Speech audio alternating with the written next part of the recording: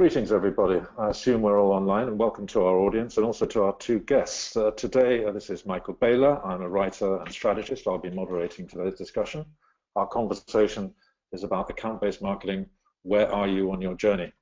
And joining me to discuss that journey are two big players in their own field. Thomas Rosa, who is the Vice President of Global Field Marketing for PTC, a global firm, a technology firm with 1 billion in revenues, particularly active in the explosive field of IoT. And also joining us, David Ratcliff, Managing Director of Vendemore, which is a pioneer, in fact, in account-based marketing, based in Sweden, and one of the few global brands in the field. These two companies have been working quite closely together over recent years, pushing the boundaries of what can and can't be done with account-based marketing in this area, in the broader context of digital marketing and, of course, marketing automation. And we're here to really talk about, at the highest level, what have their learnings been, both as a vendor of great technology to many of the world's biggest companies, PTC, and also as a vendor to that vendor, Vendemore, represented by David.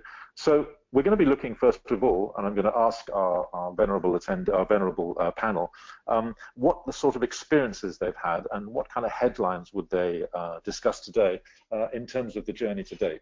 What are the key learnings from the last 10 years of account-based marketing?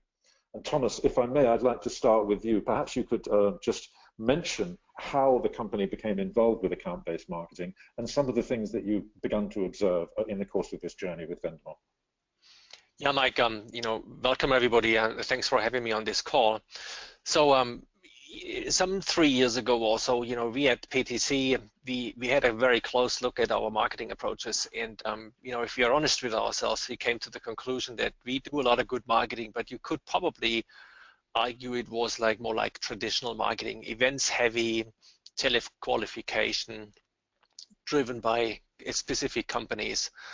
And we all felt we've got to change something to increase the reach, become more modern, more digital, more content.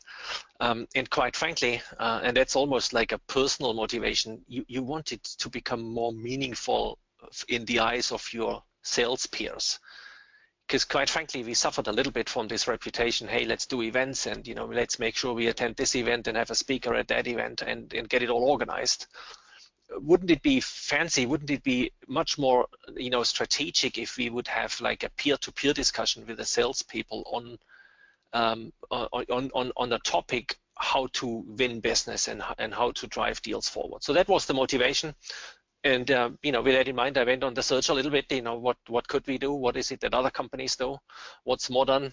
What's something for all of us to to explore, to eventually shine, to add something to the company? And that's how I ended up getting to know David. And that was like what, David, 2.5, 3 years ago. Yeah, something like that, I believe. Which brings us to David. So David, how was the conversation? How was the conversation that you started with Thomas around that time? And what were your observations in terms of where they were trying to get to? Well, that's an interesting question. Mike, to be quite honest, I'm not sure if I can remember exactly how it started with Thomas. I would like to point out something that, Thomas, can you remember exactly how it started the conversation? I can't. I mean, we've had numerous conversations over the years. I think that I would like to make an observation in that Thomas's starting point is very different to a lot of the other companies that we deal with. And I think that this kind of puts in a very interesting point that, first of all, what on earth is ABM? And secondly, whatever ABM is to each company, there is not one size that fits all solution. So I think that what we've learned, going back to your question, Mike, is that actually you have to understand the picture that the client has in their mind, what ABM is to them. So for some clients, it's finding out who's visiting their website and then marketing out to them. That's a starting point for some clients. And for our clients, it's normally the key accounts. So we actually interact straight away with sales who give us a list of their key accounts for us to market towards. So I would say some it's kind of account-based marketing, to others it's marketing to accounts. So one is proactive and one is reactive. Does that answer your question, Mike? Very much so, and I wanted to ask you further, David. Presumably, in the early stages of engagement, even 10 years down the line with a relatively advanced enterprise client, there are still conversations to be had in which you're educating clients in terms of what can be done. And I wanted to ask you to what degree you're able to influence their goals rather than just receive them and react to them. Oh, great question. I think that, again, it differs. And one of the initial conversations that we always have is to understand actually how committed the senior management is. Because for some of our clients, they will start saying, we need to prove this, just as Thomas mentioned, that we in marketing can bring value, that we can actually help in the pursuit of revenue. Yeah. And we need to prove that to the upper management, whereas others will say, we've already got buy-in for senior management, we want to scale immediately, we've got vast sums of money to spend. And that is very different approaches, which needs very different handling from our side. Thomas, in terms of your vision and experience in working closely with David in recent years, what do you see in terms of the ability of management to take this on board? Because if I'm not wrong, the companies that are not coming to the table with a very clear idea of A, what account-based marketing is, and B, what it could do for them, may need quite a lot of internal education. And also, back to David's point, this idea of moving from marketing as lead generation operation to marketing as partnering with sales to drive revenue growth is a big mental shift. Any thoughts on that? Yeah, I totally agree with the observation that David's made. You have to be sure that you've got the buy-in from a lot of parties. I think that's one of the key learnings. And quite frankly, I didn't even reach out to David at the time without having some good positive feedback from at least some of the sales leaders. They could see value in this approach that we provide some more insight on what messages and what positioning will resonate well with some of their key accounts by running specific banners and specific advertising with those kind of companies. So that was well received. And at the same time, I also made sure that from the corporate marketing groups, we got at least a positive support statement to go forward and give this a try. If you don't have those things in place, you're bound for failure. It's not going to work. So I would agree this is a key thing that a lot of, or quite a few of different departments in a given company need to be bought into this and need to see the value of such a thing. And then the question, of course, is do you start small and show come up with a proof point, or do you scale immediately? That's another discussion. But I don't think in a modern organization in marketing, any of those organizations today, you cannot do anything that doesn't come up with a good return on investment. You got to prove your value. And I think if I can just so if I can interject, I think that what we see, and going back to the journey, is that people start in different places. So Thomas is, a sophisticated practitioner, whereas we will see other actually very large companies, equally as large, some even bigger, who say, we really need to change some practices here. We actually don't have sales and marketing alignment, so we need help to achieve that. So that's when we really get into the educational phase that you talked about and help marketing set a strategy. We go through account plans. It may be as few as 5 accounts, or it may be hundreds. It just depends on the type of orders. I mean, one of our clients, DXC, which was in our previous webinar, they landed a recent deal which we weren't involved in, to be clear, but that was, I think, $1 billion. That is going to be highly complex. It's going to involve quite a few people, and it's not just going to be about technology. They're going to do outside advertising. They're going to do all sorts of different things. So you have to make sure by sitting down with them that you have a simple plan to start with, that you can actually scale up in the end, but that you dovetail to the needs of that organization.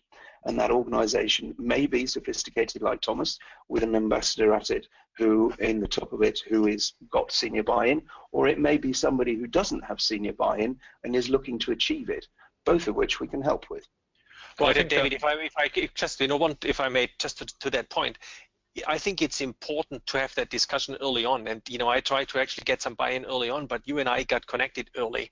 And I think one of the examples you came up with was like, the typical sales group, a typical, account management group, they have a good connection to say 10 or so, or maybe 15 people at a given account, a large account. No way will they have a good relationship with about 100 at around 500. And yet a lot of those people are somewhat influential when it comes to a final buying decision.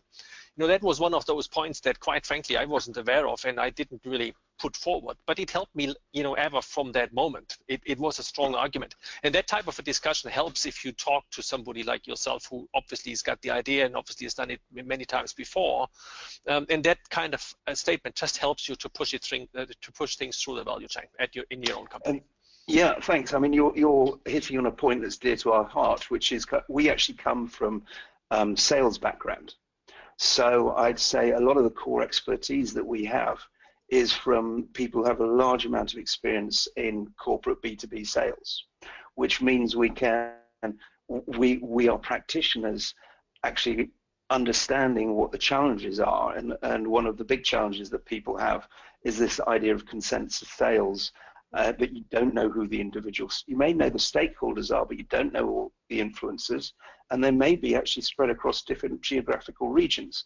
So how on earth do you do that in a a standard sales program? I've got to actually, sorry, I'm going to digress slightly and say one of my favorite bits of Gartner research, which is that during a complex sales journey or buying journey, that the 65% of the internal conversation is internal, which means that they're talking about what solution they should buy, who they should buy it from. That is internal.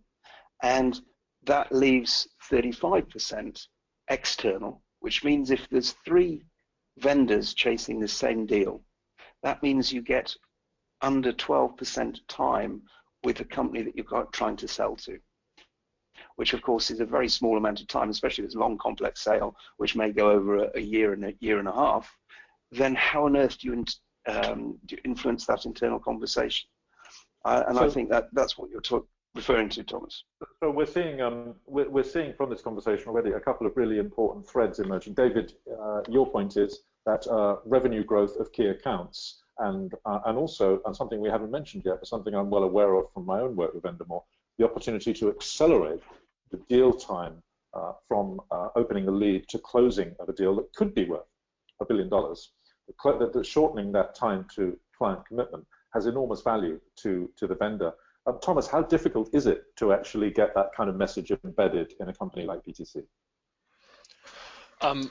It is something that you have to pay attention to, quite frankly. You got to be able to show the value and be sure on the objectives before you even start the project. So as you alluded to, one objective, and that has been an objective when Vendemore and us came together the first time. One objective could be that we go out and accelerate existing deals. So you work with the sales guys, that's what we've done, and we came back with a long list, or not so long list, rather more like in the 50s of companies that the salespeople would very much be interested in running this approach. And then you are happy if the Vendemore people come back and say those companies, or 10 of those companies come, they obviously have a very much increased number of web visitors. So obviously what we're doing is working, because a lot more people from those companies show interest in the solutions coming from PTC. So the sales guys, as you will imagine, appreciate that kind of a discussion a great deal, and even more so when you talk on an account manager level, when you're talking about specific accounts that actually have shown so much more interest in PTC solutions. And you can get back to them and tell them, what solutions are of interest and which ones may not be so much of interest, because obviously nobody clicked on any of the banners. Yeah? So that's a very much interesting discussion. And, what I was hoping would happen, indeed did happen. The sales guys all of a sudden see the marketing people as a peer group to talk to. That was like just a great moment.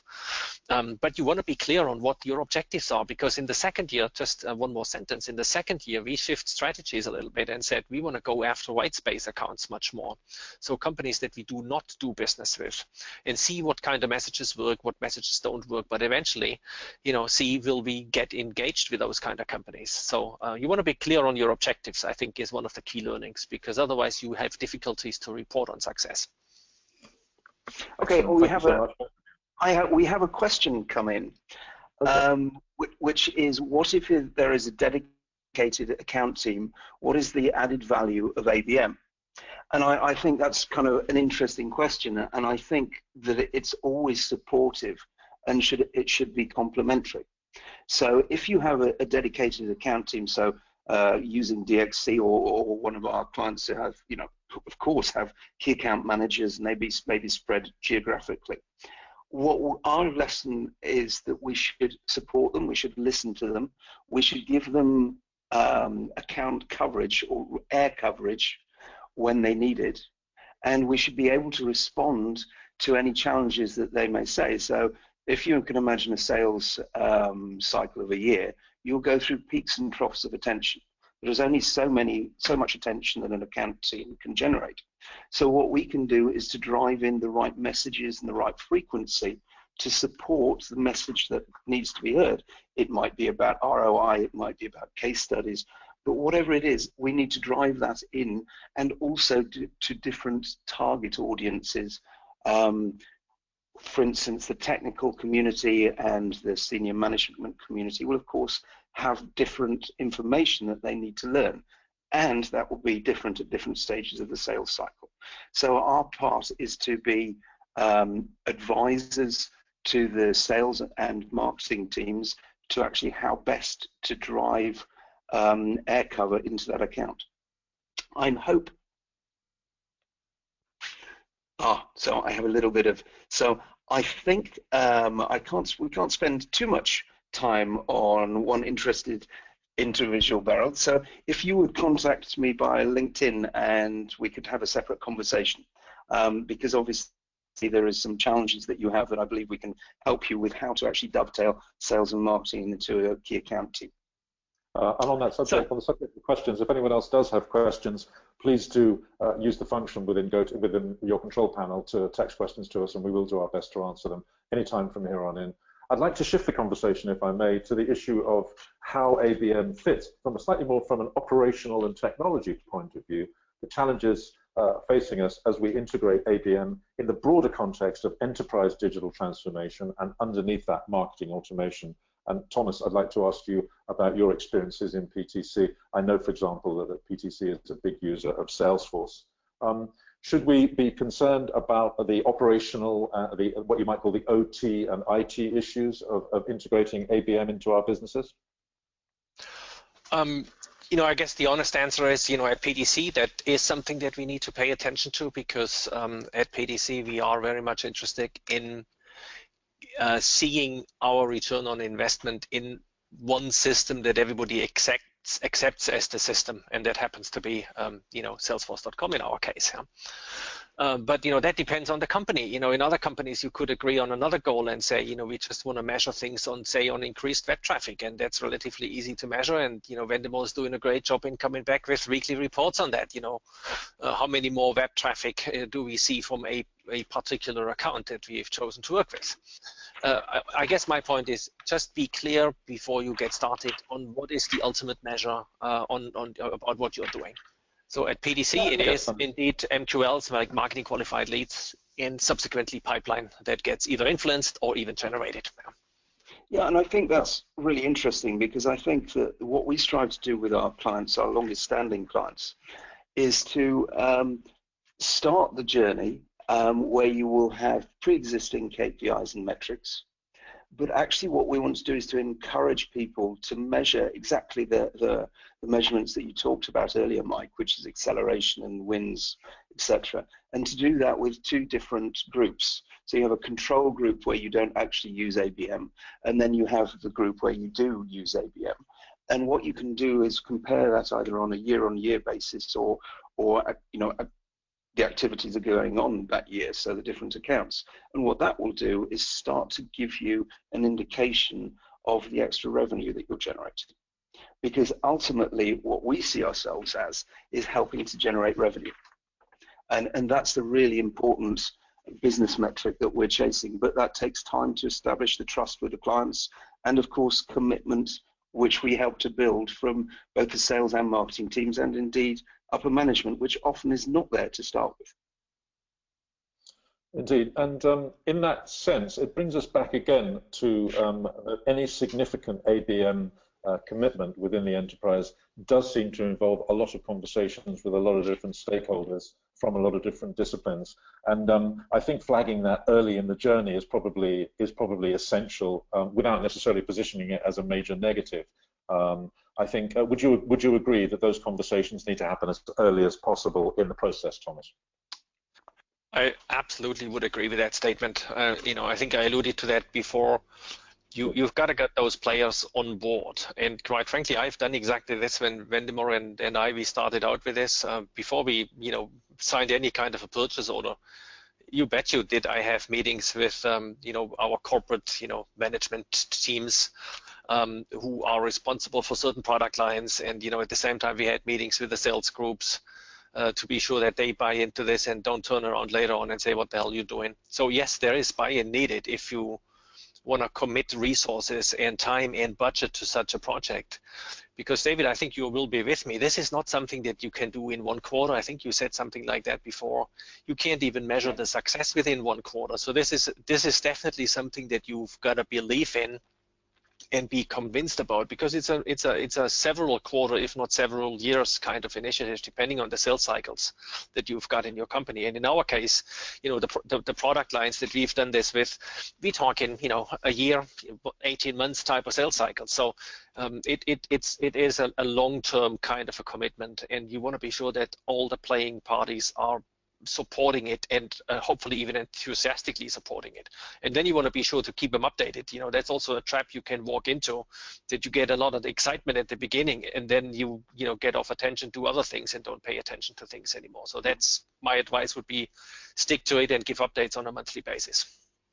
No, I think that's very good advice. Yes. David, I was just going to ask you, in terms of what Thomas has just said, and in terms of the overall ABM journey of any large enterprise, with your experience of years in the business, and Vendemore having been at it for 10 years or so now, what does the dream client journey look like in ABM? How should things ideally fall into place when a company begins to engage with it and in order to march towards some sort of significant success?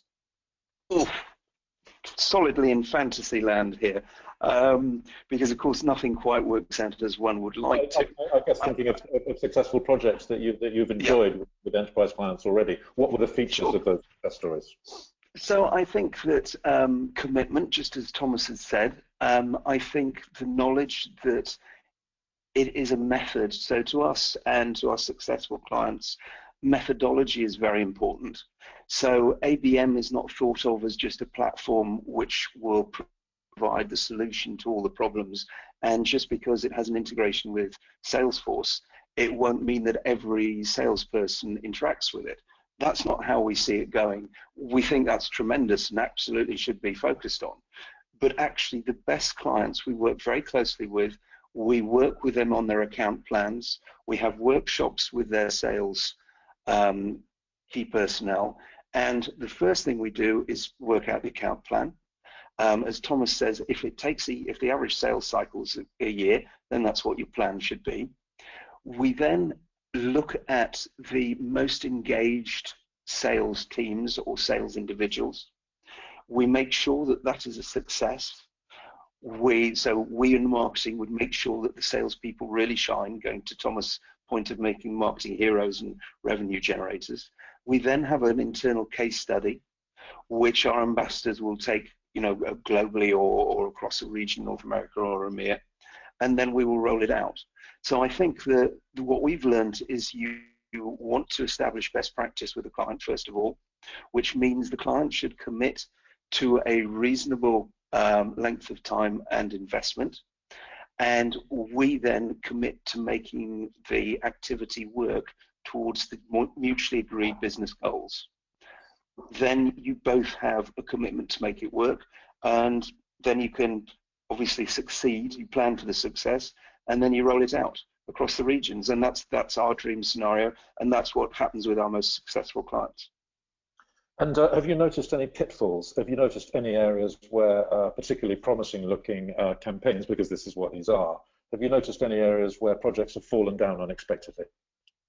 Of course, and I think that this is, what we think of ourselves is very much people and technology, and it's usually the people part that fails. So you can have an ambassador. I'm thinking of a very good client for 3 years, I believe, and our ambassador left. And actually, I think that the onus should be on us that we didn't spread our footprint quite widely enough. And this was a senior person within the EMEA, and we lost traction. So it's very important to look at year 2, understand that everybody gets reviewed. There has to be an ROI that's demonstrated. You don't want to fall into the shiny toy syndrome, which is, let's buy this, it's fantastic, it's got lots of bells and whistles, but actually it's tough to prove the ROI on it. So yes, of course there's pitfalls, but it's usually changes of people and being unable to agree the proper metrics. And Mike and David, if I may chime in here, so I really agree with that statement. I'm obviously a believer, and PTC is a believer in account-based marketing, but let's not underestimate the efforts to make it work, because as you said, it's not just a toy, and everybody is thrilled about this technology that today allows us to do all those kind of things, but you have to find resources in your team who spend the time to sit down with the salespeople and discuss the messages that you want to convey onto certain accounts. And then you need to spend time 4 weeks later to see what the reaction was, which messages have worked out, and which other messages that the sales folks thought was an ultimate type of message didn't actually work out. So you need to spend that time, and then you need to go back to the Vendemore people and tune the messaging, tune the banners that get placed. And if you don't do this, then you fall back to this the latest toy, and everybody's excited about the toy, but you don't get the value out of this somewhat long-term project. And just one last point. It also means this paradigm shift a little bit, at least at PTC, it meant a paradigm shift. For many years, it was like marketing does something and then it's over the fence to sales, call it a lead or something, and we don't really care about it anymore.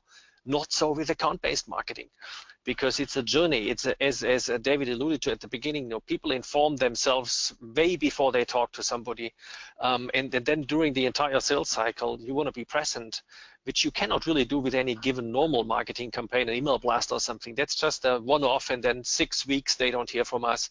And again, with Vendemore's account-based marketing approaches, you offer value throughout the entire sales cycle and beyond, if that's a potential goal. So it's much more a parallel cooperation model with sales than, quite frankly, it ever has been with PTC before, where it was very much over the fence. And those are learning paradigms, but they never come for free. You got to invest time, energy, thinking, team coaching, all the rest of it to make that happen. So it's powerful, but it takes some commitment on both sides. I'm aware, gentlemen, that we are coming to the end of our time, so I'm going to sum up, if I may. I think on the positive note, and it is very positive, with an effective strategic account-based marketing implementation, and we have the opportunity, and I hope many of the listeners who've joined us today will see that there is this opportunity to make marketing heroes in the eyes of sales by making salespeople extremely happy.